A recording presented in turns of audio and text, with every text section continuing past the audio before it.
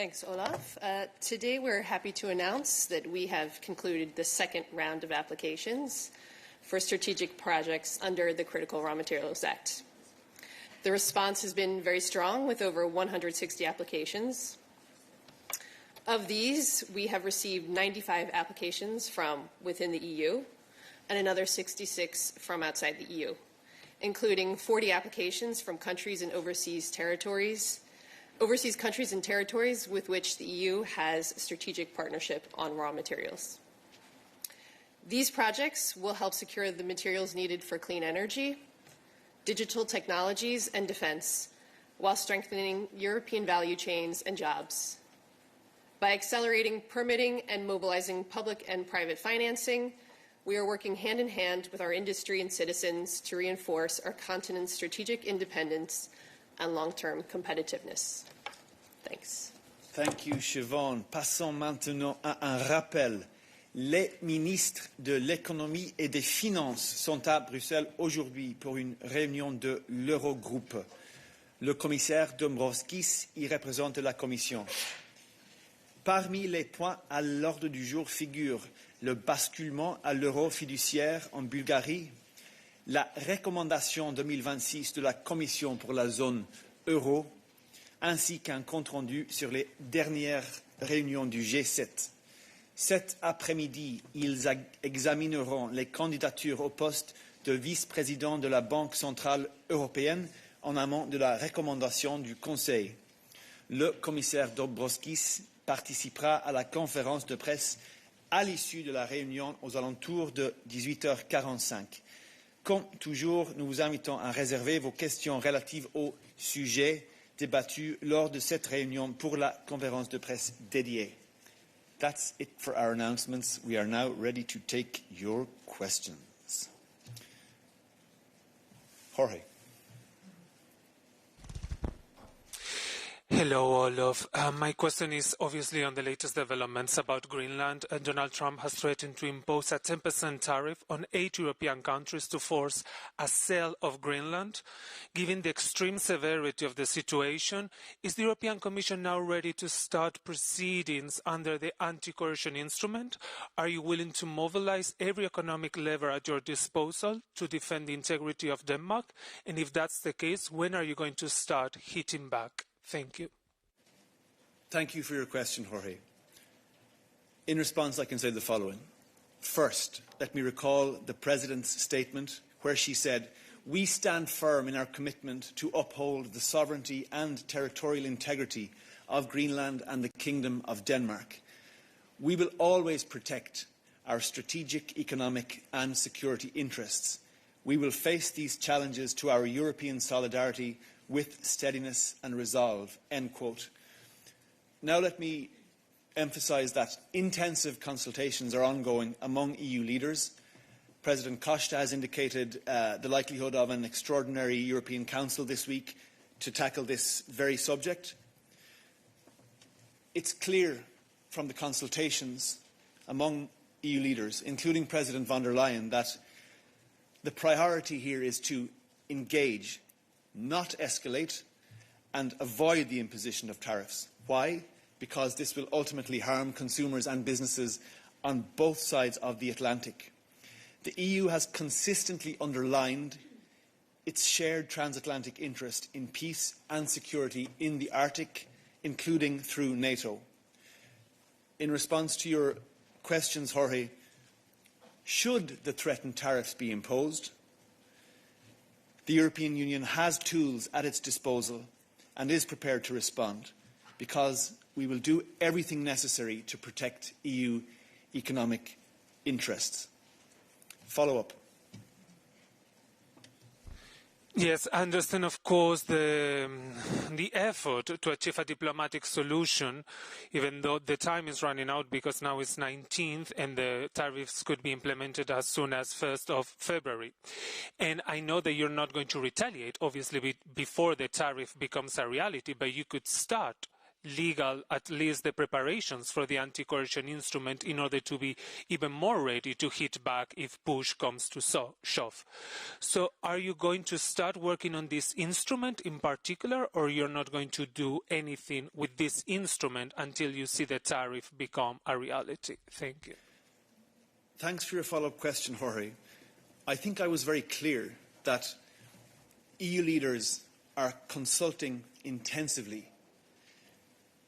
As well as that, engagement with the US is continuing at all levels.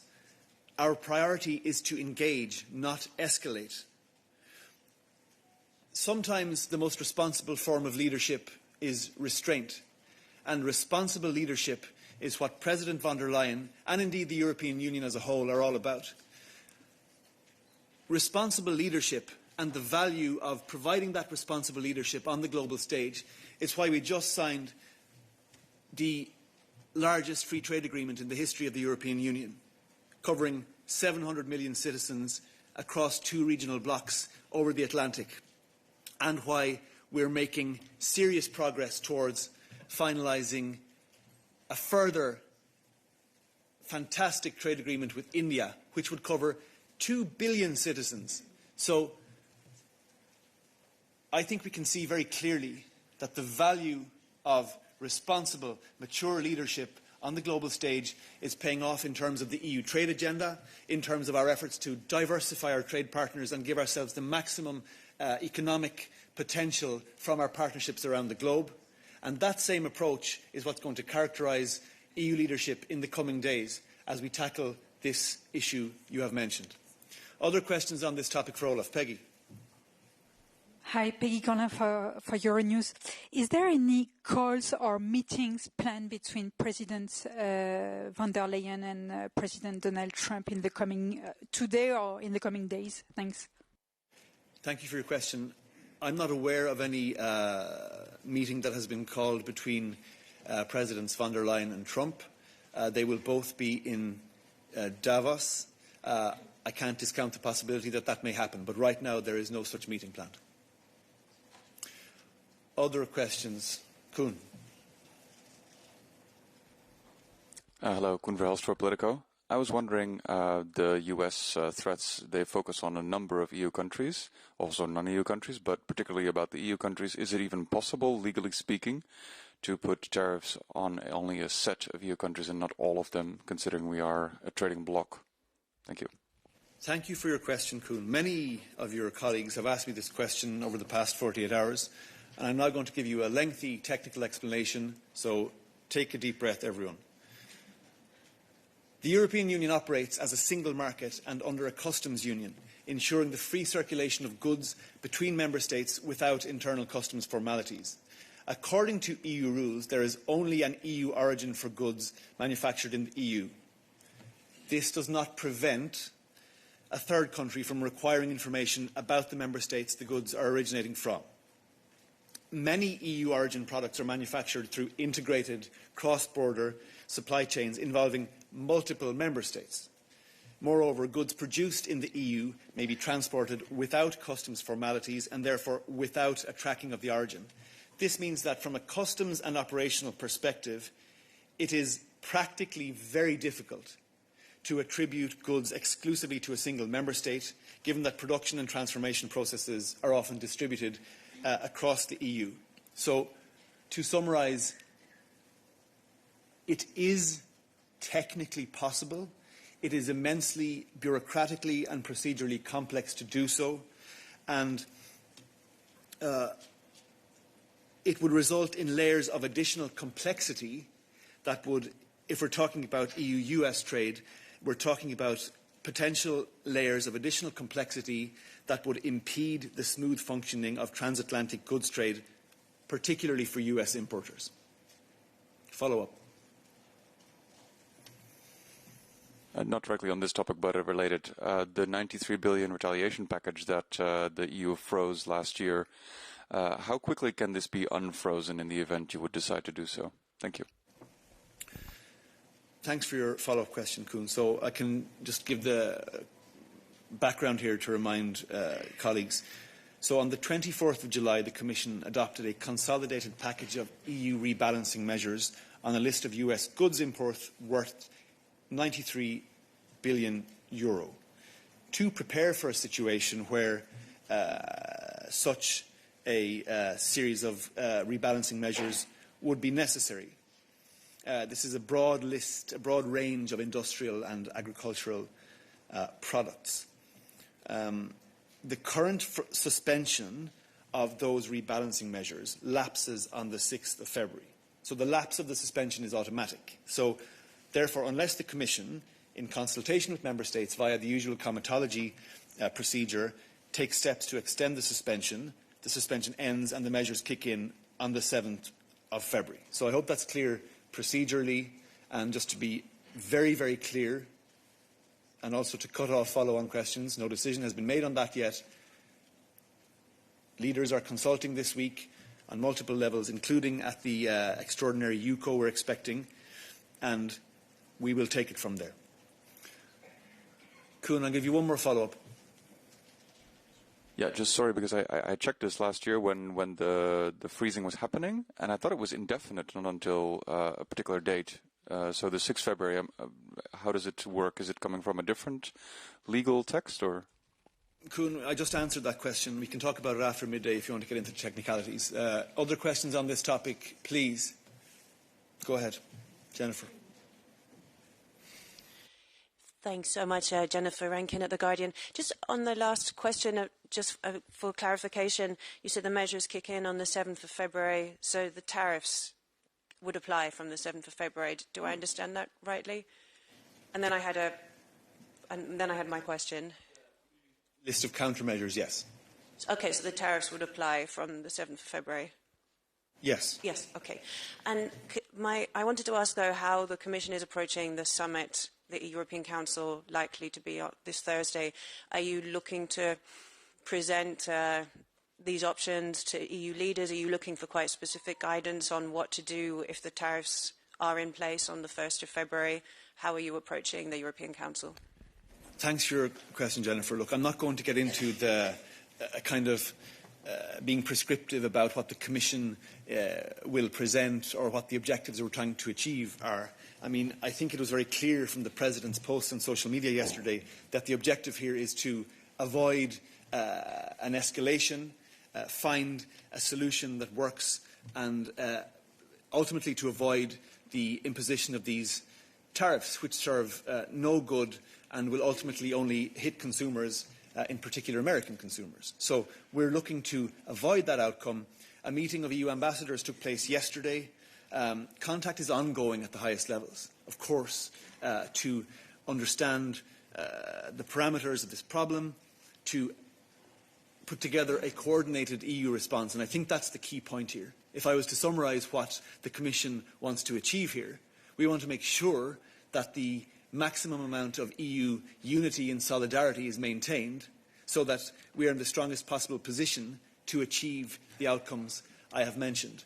Other questions on this topic? Razier, I'll come over to this side next. Thank you.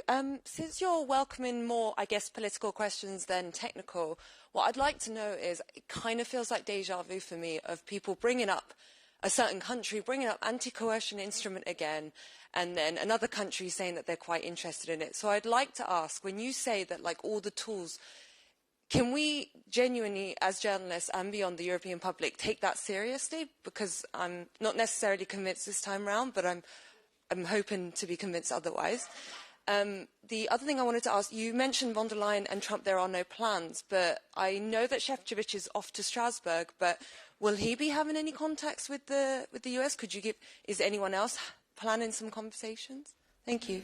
Razi, I saw you on your phone there. You might have missed the part where I said that contact is ongoing at all levels, including political, between the EU and US. Of course, that is necessary in order that we can try to find a sensible solution to this problem.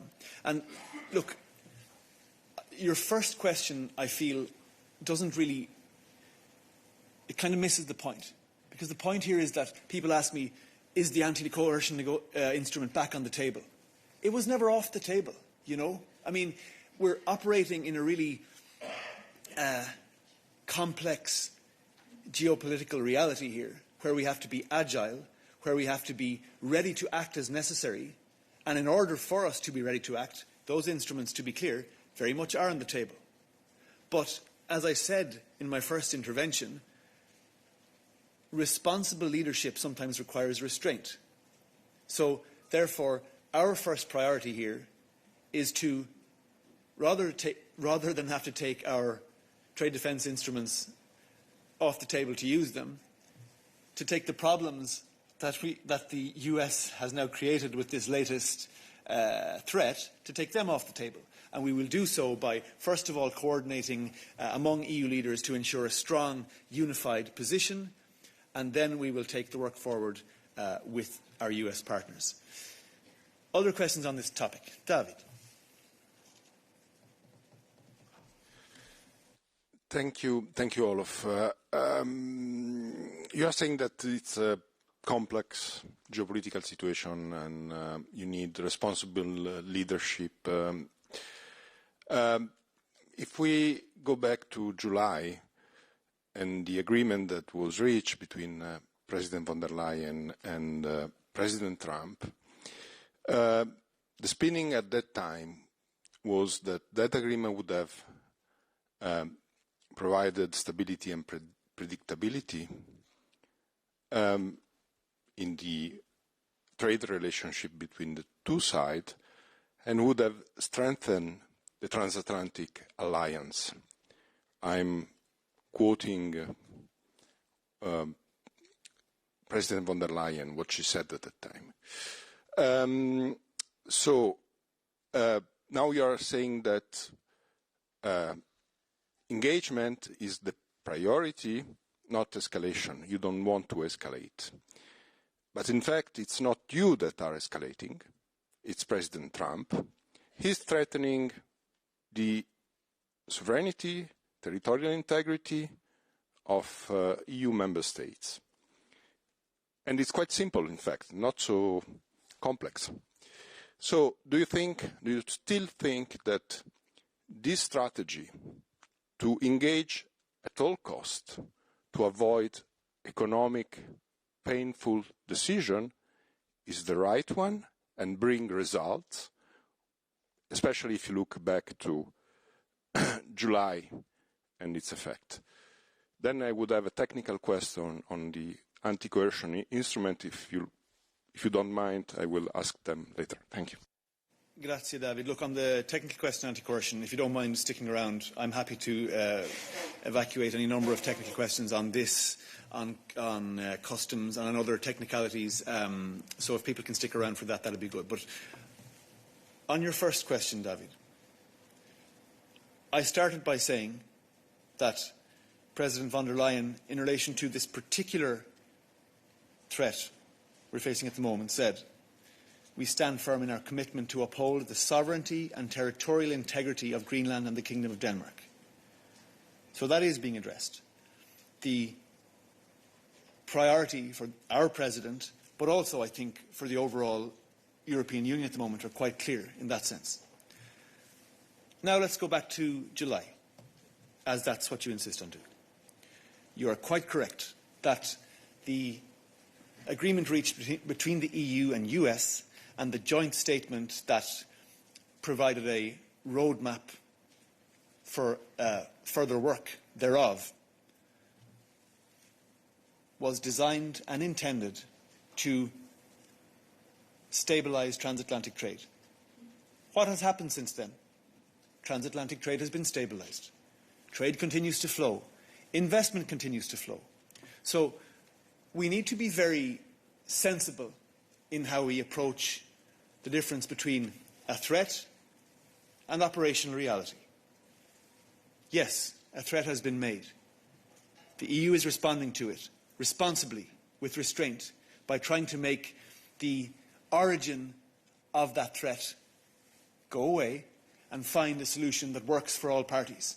The better to maintain the hard-won stability and predictability that the EU-US joint statement provides. So, you are correct, David, that at the moment, we are taking every possible step to avoid worst-case outcomes, i.e. escalation. And by the way, you're also quite correct. It's not us that escalated. It's the other side. And we are trying to be calm, to be firm, to be serious, to be responsible, because that's what, in our view, leadership looks like. Other questions on this topic, but I'm not going to take too many more. I'll come back to you, David. Thomas. Thank you very much, Thomas Mandelson at Euractiv. I have, I guess it's a political question about the ACI. I mean, right now it seems that there's not a qualified majority in favour of activating it, but can you guarantee that if there is a qualified majority among member states, that the Commission will present this to a vote to member states? Thank you. Thank you for your question, Thomas. I can only repeat what I said earlier on, which is that the EU has tools at its disposal and is prepared to respond should the threatened tariffs be imposed. We will use those tools as necessary, and we will do everything that is required to protect EU economic interests. I'm starting to get samey kind of questions now, folks, so unless you're going to come with some better angle, I'm going to change topics. Gerardo. Yeah, Gerardo from Politico. It's a follow-up on Thomas' question. As you're describing it, this tool, it really looks like Mario Draghi's Whatever It Takes when it was in the crisis of 2012. So does it actually exist, this anti-coercion instrument? Like, is it just a way... Because, I mean, the main scope of this bazooka is it's basically deterrence. So do you know how to use this? Like, I mean, have you done some preparation? Since it's a new thing. Thank you for your question, Gerardo. You must not have missed the little instruction I gave in advance where I said, can we try not to ask the same kind of questions anymore? But nonetheless, I shall respond to your question. The anti-coercion instrument has been in place for a couple of years. And yes, we are perfectly aware of how to use it, when to use it. And you are correct. Its primary goal is to serve as a deterrent. I would put it to you that in the interests of achieving deterrence, sometimes just mentioning the possibility of a stronger tool can serve the desired effect. So I've said all I'm going to say on this topic now. The anti-coercion instrument is one of the tools at the EU's disposal in the event that a direct response is required, should our approach up to that not deliver the intended result. And with that, dear colleagues, unless you have something new to say, we're going to change topics. Give it a go, James. Yeah, thanks. Look, on this coercion question, the Trump administration and U.S. companies have lobbied very, very hard against EU regulations, and in particular, the Digital Services Act, the AI Act, and of course, a whole slew of environmental regulations. And President von der Leyen, in response, has issued 10 omnibus laws that help to address these complaints by the likes of J.D. Vance and ExxonMobil, and I could go on. So when we talk about coercion, to what extent do you regard, to what extent do you see the possible slowing down or even withdrawal of these omnibus instruments as being a potential lever against U.S. coercion, especially because it seems, as my colleagues have pointed out, there is no majority within the Council to activate this rather ghostly instrument, the ACI. Thanks. I don't want to get too into the weeds on this, and I understand that you might come back at me with that, but the fact of the matter is this is already being discussed in a few media. Thanks. Thanks for your question, James. And just to be clear, this is the last question I'm going to take on this topic before we move on to other questions, because there are colleagues who have other questions. So,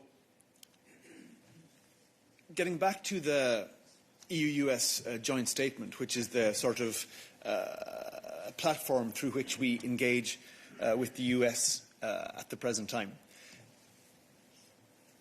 that is a method through which we can talk to our American counterparts about these topics you're mentioning, where we can look at potential solutions that work for both sides.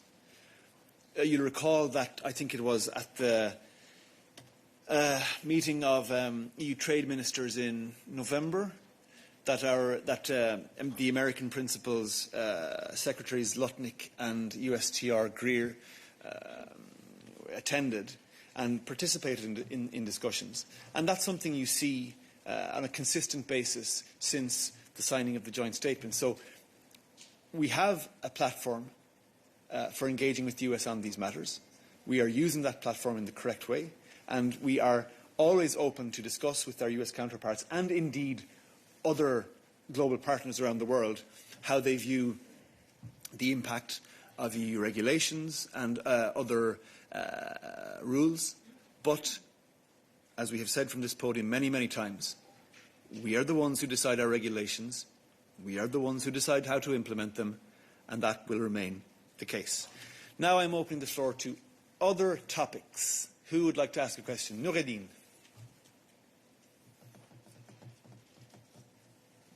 Merci, Olof. J'ai deux questions, si tu permets, sur la Syrie et sur la Palestine.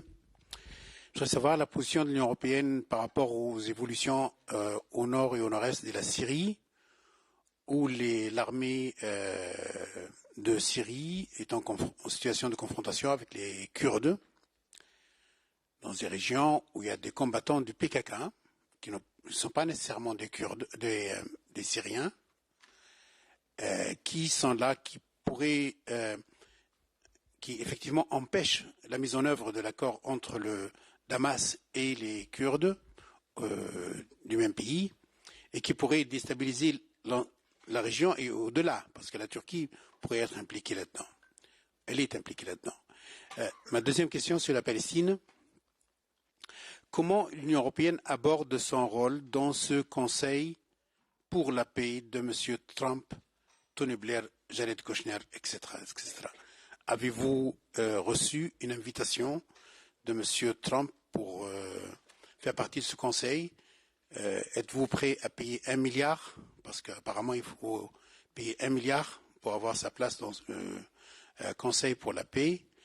Deuxièmement, comment l'Union aborde son rôle dans Gaza, où le cessez-le-feu n'est pas toujours respecté, mais également où ce fameux centre militaro-civil, qui est un centre plutôt israélo-américain, une situation, d'après des publications ou des témoignages internes, connaît une situation chaotique qui frise, qui pourrait emmener les États membres présents, mais aussi l'Union européenne qui est présente ou représentée dans ce fameux centre, à une situation de violation de droits humanitaires et de droit international, à cause de la situation chaotique et du rôle des militaires, etc. Ce sera dans ce fameux centre. Où on en est pour Rafah? Est-ce que cette mission a repris, ne reprend pas, etc. Plus sérieusement encore, Israël a empêché des dizaines d'organisations. Ah oui, mais le sujet est complexe.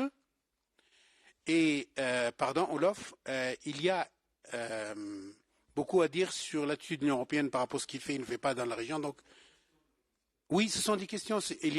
Israël a empêché des dizaines d'organisations internationales d'agir dans la région, donc à Gaza.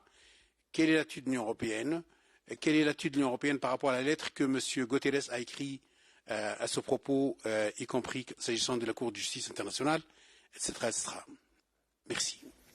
Merci, Noureddine. Anouar.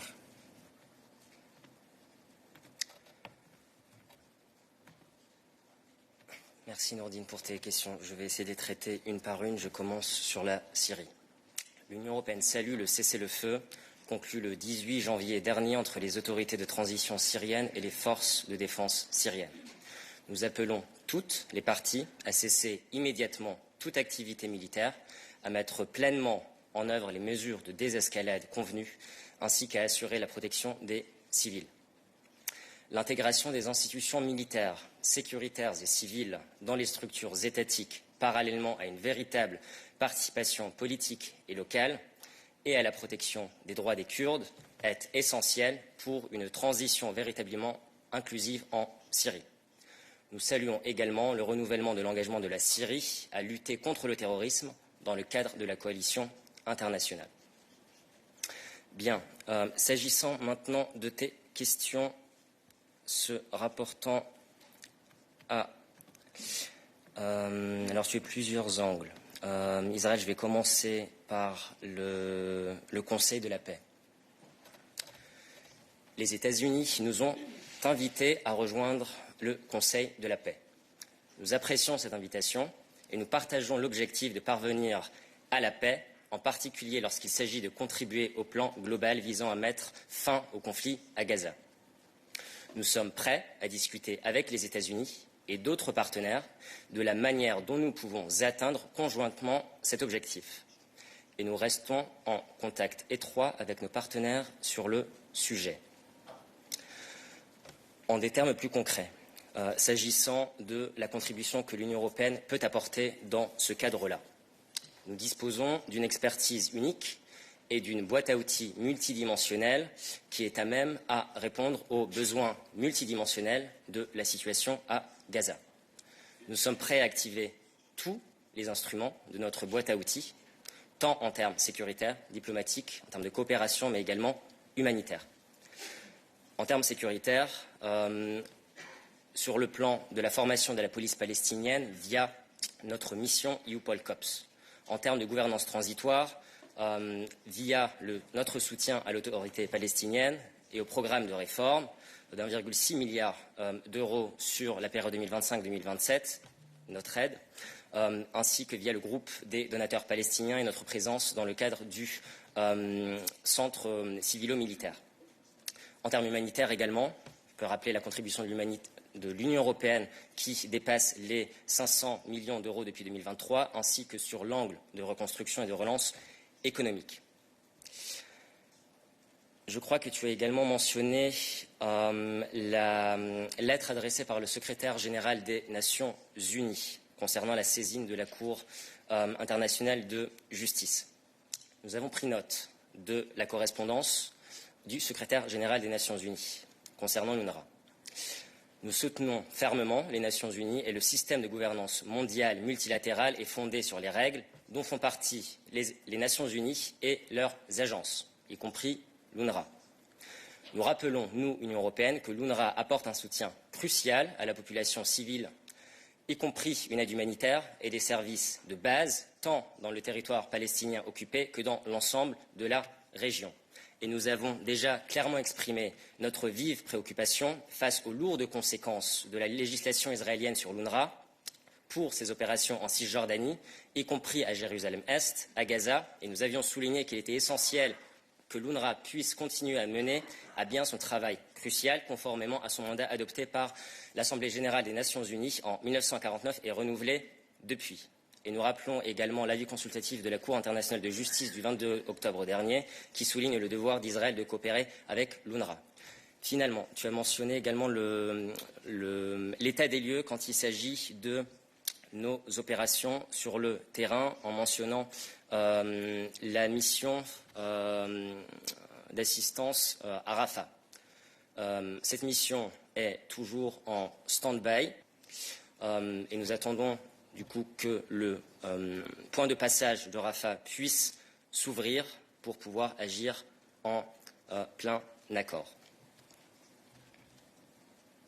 Merci beaucoup, Anouar. Je vois qu'il y a pas mal de questions pour toi sur ces mêmes sujets en ligne. Donc, je vais commencer avec Mose. Go ahead, Mose. Yes. I would like to follow up on Noureddin's questions regarding the latest events in Syria, in northeast Syria, where it seems, according to news reports, that Kurdish-led Syrian defense forces have been totally routed by the National Army after, let's say, the Arab or Bedouin parts of the SDF deserted or abandoned them. And I would like to know, what do you know? I mean, about the situation on the ground, especially what is happening with those prison camps where SDF had imprisoned ISIS fighters because there are rumors that they've already been released by the National Army. And what about this ceasefire? You mentioned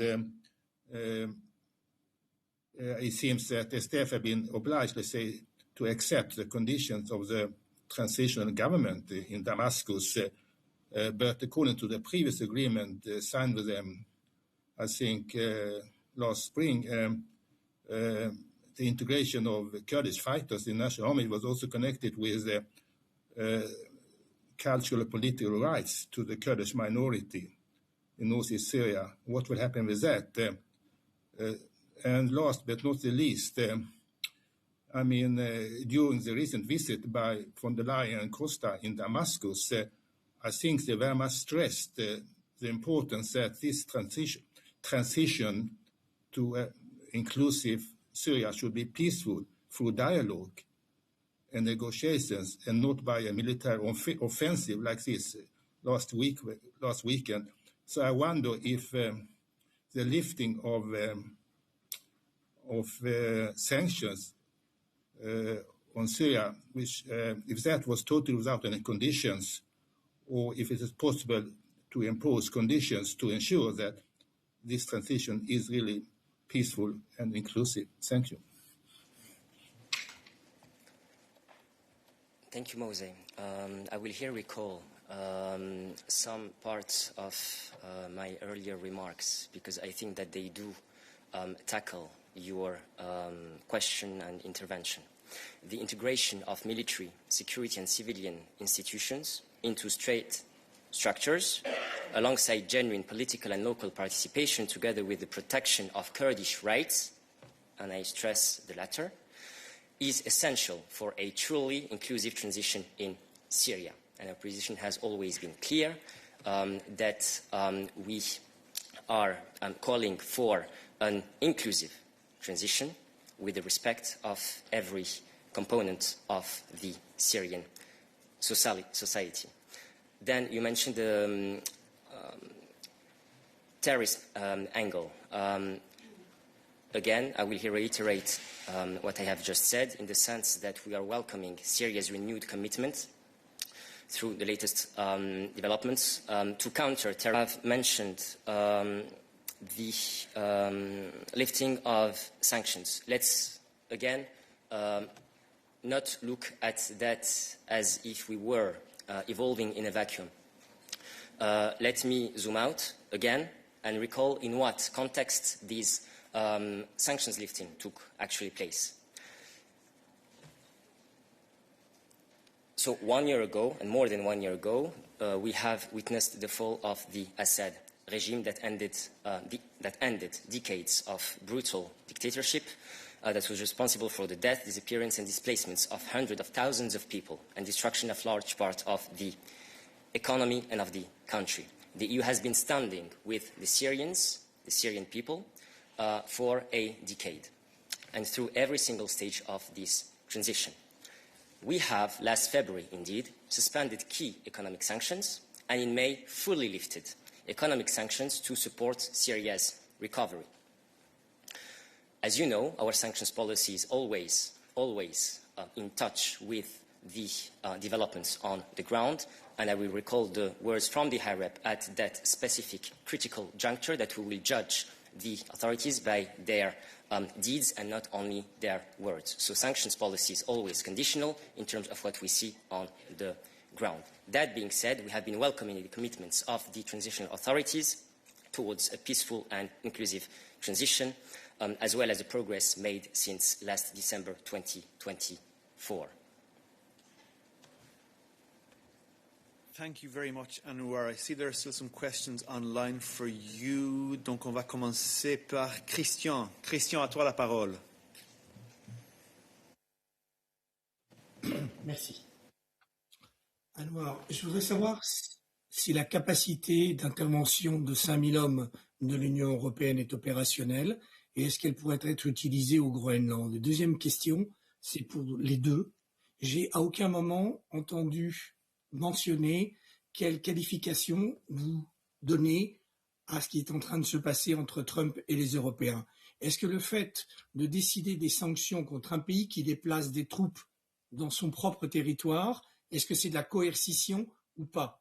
Tu dis, Olof, qu'effectivement, il faut employer les mots. À aucun moment, vous dites que c'est de la coercition. Merci. Christian, merci beaucoup, mais j'ai arrêté ce chapitre. Si tu as d'autres questions sur ce sujet, je t'invite de m'envoyer un mail ou me contacter après, parce que là, on a vraiment épuisé toutes les questions sur ce sujet. Et je pense que j'ai déjà répondu à tous les aspects. Est-ce que tu as des questions pour Anouar, comme tu as indiqué dans le chat?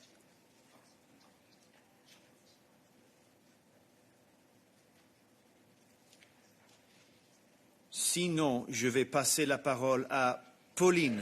Pauline, go ahead.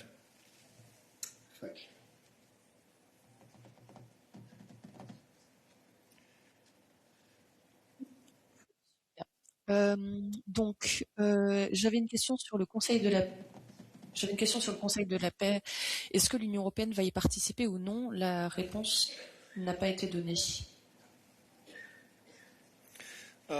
Merci pour la question. À ce stade, je peux juste confirmer la réception de l'invitation que nous apprécions. Comme Anouar a indiqué, la présidente est en contact étroit avec tous les leaders au niveau européen sur toutes les questions géopolitiques et ils vont continuer ces discussions sûrement cette semaine. Mais la priorité